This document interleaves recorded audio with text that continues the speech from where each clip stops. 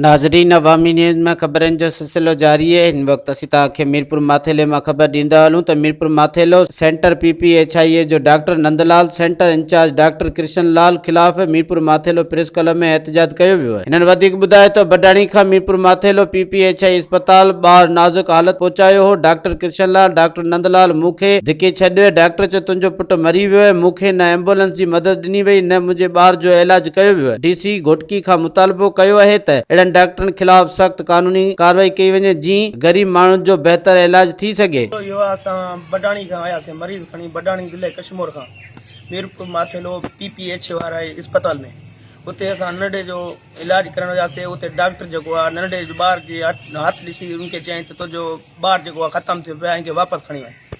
पोइ असां इहो मुतालबो कयोसीं त मां ॿाहिरि निकिरी आयुमि त ॿार खे साह हुयो। मां चयो साईं ॿार खे साह अचे, बाबा जेको आहे ॿार ख़तमु आहे।